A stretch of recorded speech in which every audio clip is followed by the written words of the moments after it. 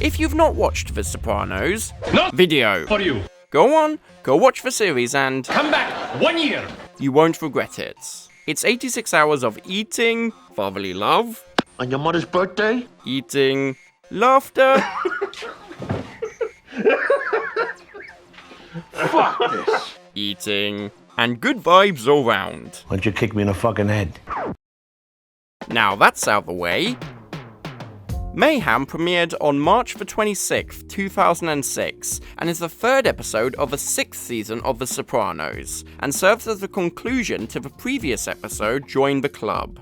So if you've not seen my video on it, definitely go watch that, because I will be referring back to it.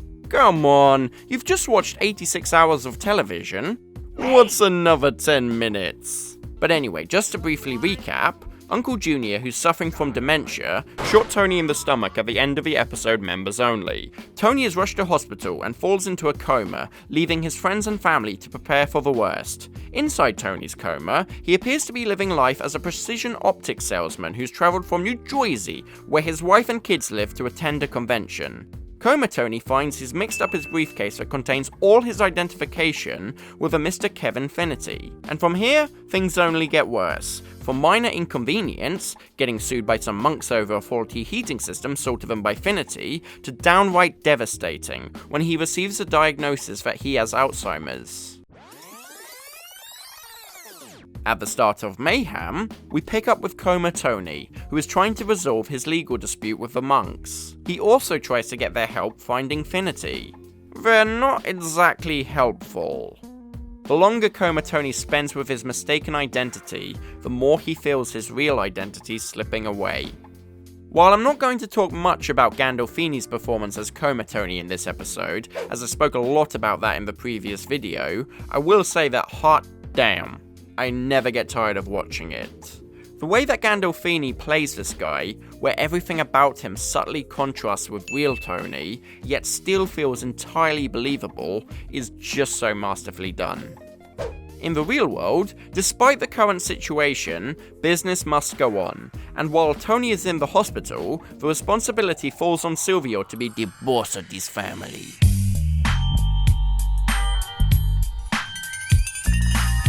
In terms of comedy, Mayhem is up there with Pine Barrens, but in particular, this has got to be one of the funniest storylines of the whole series. Silvio is incredibly loyal to Tony throughout. However, he's definitely looked at Tony the way I think we've all looked at our bosses at least once in our working lives. Man, all you do is whinge and complain. I know I could run this joint so much better than you. And then one day the boss is sick, and we're put in charge and realize, yeah, it's a completely horrendous job. Anyway, Silvio's in charge for what? A day before the stress puts him in the hospital.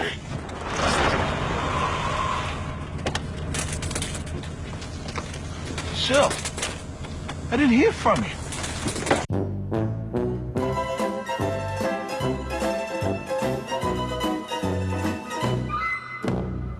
Yeah, I can sympathize. Can you imagine having to manage any of these guys? That's why the ending's such a rough deal.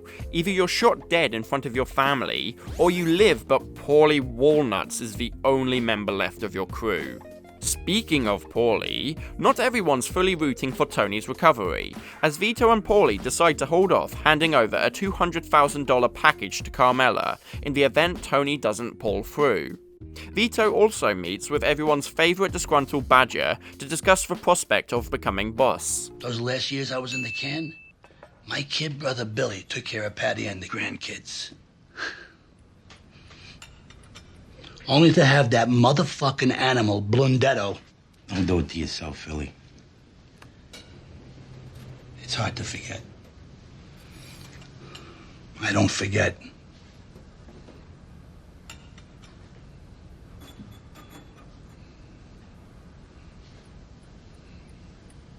I forget what we're talking about. Me too. The fuck was it? I'd like to take this moment to voice my appreciation for the legend that is Phil Leotardo. I did 20 fucking years. This series has no shortage of villains, but if we're breaking it down into a factor of pure unlikability, this guy is the king of the assholes. Sorry, if I say asshole in a British accent, it just sounds dumb. True story, if you look up miserable prick in the dictionary, a photo of this guy is what you see. From all accounts, Frank Vincent was a lovely guy in real life, and I'm not doubting that, but goddamn could he play assholes well. He played unlikable so well that in both Martin Scorsese movies where Joe Pesci beat the living daylights out of him, Pesci actually looks like the reasonable one. Now go home and get your fucking shine box. Motherfucking mutt! You fucking piece of shit! Phil pulls some dick moves throughout the show, but I'd argue none more so than when he gets his car repaired by Pussy's widow and then cons his way out of paying. Jesus God, Duke, they're hosing us for a $2,000 factory seat! Phil's bad in many ways, but worst of all, he's cheap. Speaking of cheapskates... The main thing, when people come to sit with Dad, the doctors want positive talk. Oh no, Meadow, what are you doing? Oof, Maron, he looks terrible. Uncle Paulie, you can't say stuff like that. You have to stay positive. Anyway, Paulie begins one of his rambles that quickly sends Tony into cardiac arrest. Set the man. The fuck? Oh my god, what's happening? Meanwhile, in Tony's coma, Tony finds an invite to the Finity family reunion. Hoping to run into the real Kevin Finity, he finds out that it's taking place at the Inn at the Oaks, located out near the Beacon. Will you please shut up in there? I'm sorry. As he gets directions, he becomes increasingly irritated with the loud voices coming from the next room. God damn it! Shut up! These voices are actually Paulie, rambling in the real world, which is absolutely hilarious. Here we go, time to talk about the best scene of the episode, and one of the best of the series.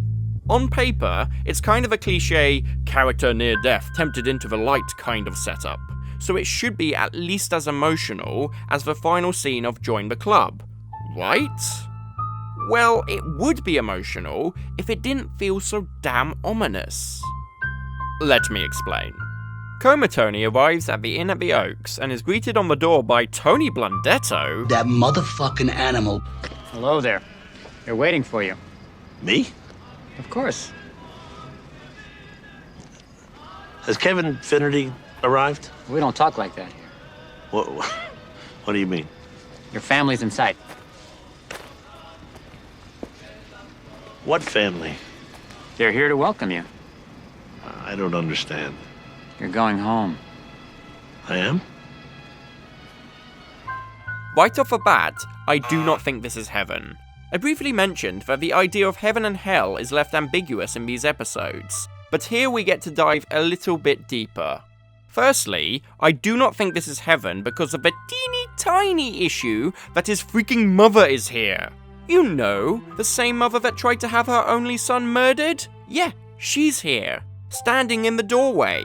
Or at least a figure who strongly resembles Livia. Now I know, Livia might have lived a loving life full of generosity. Off-screen. Yeah. But I highly doubt the writers of this show, who use Livia as basically a symbol of negativity and the worst aspects of Tony Soprano, would write that she's in heaven. Furthermore, setting aside the figure's identity, the figure's very existence is ominous, seemingly appearing out of nowhere. Not in the shot, then... there she is. I'm reminded of a figure that appears on the staircase in Tony's dream in the episode Calling All Cars. What is it with this show and ghosts on staircases? Coincidence? I think not! Being reminded of this dream is not a good thing. Basically because it feels like something out of The Shining. It's subtle, but the complete bizarreness and ambiguity of the situation make it just so damn unsettling. A lesser show would have had Tony walk through the door, and then boom, jump scare! Oh, poor you! But this scene didn't do that. Tony wakes up before anything happens. No questions are answered, and your mind is left to wander. And that is far more disturbing. You can't bring business in there. I lost my real briefcase. My whole life was in it. Since I mentioned The Shining... But you are the caretaker. You've always been the caretaker. I should know, sir. I've always been here. Does anyone else get serious Delbert Grady vibes from Tony Blundetto the doorman? He's certainly welcoming, but goddamn is he determined to get that briefcase. Looks like it weighs a ton. I don't want to. Well, you need to. You need to let go. So why is Tony B here? It's not unusual for deceased characters to pop up in dream sequences. Daddy started out in San Francisco, took non-smoke, lived loud and mean. Suddenly a boy sick, oh what daddy's made a picture on a wide screen. And the boy said, Daddy, there's a new religion, when do we go on new religions? Hit the road, Daddy, we become our wife. Splitting the religion of the rhythm of life, and the rhythm of life is a powerful beat. Got a tickle in your fingers and a tickle in your feet. Rhythm in your bedroom, rhythm in the street, yes, the rhythm of life is a powerful beat. But Tony B is the only one to appear throughout these 2 episodes. Obviously, it's not the writers pulling the, well, we like this actor, so let's just stick him in again and hope no one notices shtick. Come on, it's not 2.5 Men. Although, wouldn't that be hilarious if that was the real reason?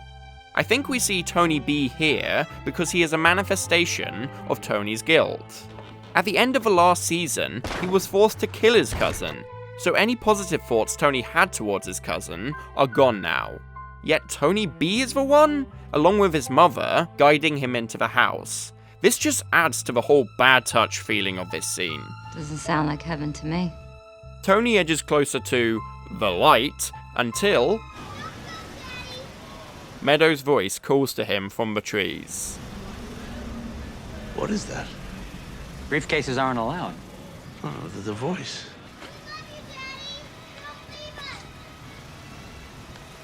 For some reason,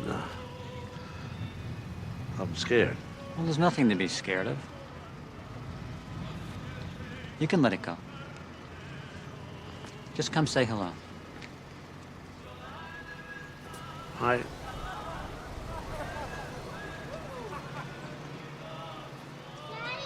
And I think this is what finally brings him back to reality. Please don't leave us, Daddy. We love you. His eyes are open. Daddy, look at me, right here. All right, normal sinus rhythm. Pulse and pressure? I'm pretty convinced what we hear is Meadows' voice, because when Tony wakes up, Meadow is standing over him, and is the very first voice we hear. Okay, I absolutely love this. It's an incredibly heartfelt moment, but there's also an air of sadness to it. I think Tony's hearing the voice of a child here, because it harkens back to a time where Tony was probably at his most human, and likely to put his kids first. If Tony was hearing Meadow as an adult here, I actually don't think it would cut through to him in the same way. There's also another way to interpret this sadness though. While Tony is returning to one family, he's also leaving another behind. The voice we hear from the trees sounds far closer in age to the kids we heard on the phone in Join the Club. Hi, you reached the Sopranos. Leave a message. Bye. It reminds me of that episode of Star Trek The Next Generation, The Inner Light, where Captain Jean-Luc Picard is knocked unconscious and lives an entire virtual lifetime in the space of an hour, only to leave everyone he knew and loved from that world behind to return to his reality. The idea of what could have been, gone forever. I thought a lot about the placement of these 2 episodes, because in a way, it's weird, right? The very first episode of the final series ends with Tony being shot and nearly dying. Surely that's more fitting to a penultimate episode of a season. But it actually makes total sense, and this brings me on to the point of these 2 episodes. There's nothing conclusive about this arc. What these episodes are a stark warning of what's to come. Throughout the series, I feel like Tony has been on a fairly steady moral decline. It might not be as obvious as a Walter White character arc, but it definitely has been constant. That is until, well, his final act of evil, if you will, being that he stops Eugene from moving to Florida with his family, accumulating in his suicide. I've spoken at length about the Inn of the Oak scene, that's barely 3 minutes long, because A, it's a masterpiece in filmmaking, and a career highlight for not just Gandolfini, but Steve Buscemi also, and B, because I cannot overstate its importance to the series. What this scene is Tony seeing his potential fate. He's given a second chance, but if Tony Soprano does not course correct and change his ways, he will find himself back at the Inn of the Oaks, and based on everything I've said about it, I don't think it's somewhere he wants to find himself again. These episodes, and Tony being shot, should not only serve as a wake-up call for Tony, but all these characters, because there could be a version of the Inn at the Oaks waiting for all of them. I'm going to hell, T. I crossed over to the other side. You what? I saw the tunnel and the white light. I saw my father in hell, and the bouncer said that I'd be there too when my time comes. However, what this episode does so expertly is show how life has a habit of distracting from these kinds of warnings. Paulie and Vito squabble over a package, Christopher reignites his film career, and AJ tries to buy a gun to kill Junior. They are not all entirely oblivious to this warning though, even if they show no intention of acting on it. When Carmela invites Silvio into Tony's room, he's clearly terrified of what could be in store for him. And in a brilliant scene, in which Carmela speaks to Dr. Melfi, she comes incredibly close to admitting her culpability, before quickly backing off, asserting that there are many crooks worse than her husband.